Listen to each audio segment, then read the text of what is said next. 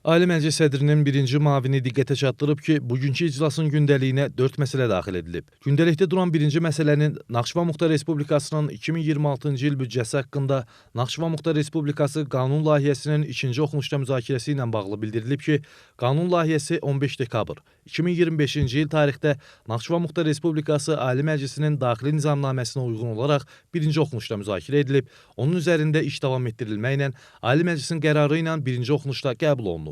Layihə İqtisadi Siyasət Komitəsində müzakirə edilərək ikinci oxunuş üçün Ali Məclisin iclasına təqdim olunması qərarı alınıb.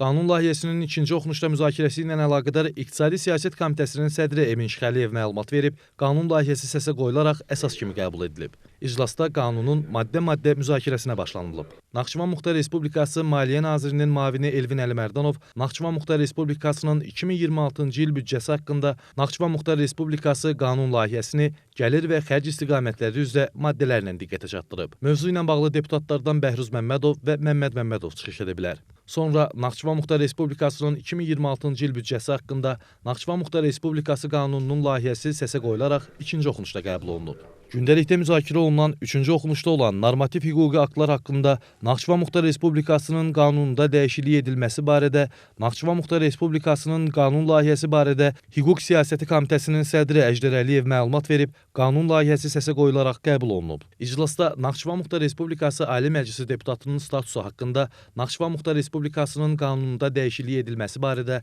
Naxçıvan Muxtar Respublikasının qanun layihəsinin ikinci oxunuşda müzakirəsi zamanı Bəxtiyar Məmmədov qeyd edib ki, qanun layihəsi Ali Məclisinin 15 dekabr 2025-ci il tarixdə keçirilmiş plenar iclasında müzakirə edilib, Ali Məclisin protokol qaydasında qərarı ilə birinci oxunuşda qəbul olunub. Qanun layihəsinin ikinci oxunuşda müzakirəsi ilə əlaqədar Hüquq Siyasəti Komitəsinin sədri Əjdər Əliyev məlumat verdikdən sonra səsvermə keçirilərək qanun qəbul edilib. Gündəlikdə duran sonuncu məsələ Naxçıvan Muxtar Respublikasının Vəkillər Kollegiyası haqqında Naxçıvan Muxtar Respublikasının qanununda dəyişiklik edilməsi barədə Naxçıvan Muxtar Respublikasının qanun layihəsinin birinci oxunuşda müzakirəsi zamanı Ali Məclis sədrinin birinci müavini bildirib ki, Naxçıvan Muxtar Respublikasının Vəkillər Kollegiyası haqqında Naxçıvan Muxtar Respublikası qanununun vəkillər və vəkillik fəaliyyəti haqqında Azərbaycan Respublikası qanununun müddəalarına uyğunlaşdırılması məqsədi ilə müvafiq qanunda dəyişikliklər edilməsi barədə qanun layihəsi hazırlanıb, deputatlara paylanılıb. Layihə Hüquq Siyasəti Komitəsinin iclasında müzakirə olunub. Qanun layihəsi barədə Hüquq Siyasəti Komitəsinin sədri Əjdər Əliyev məlumat verib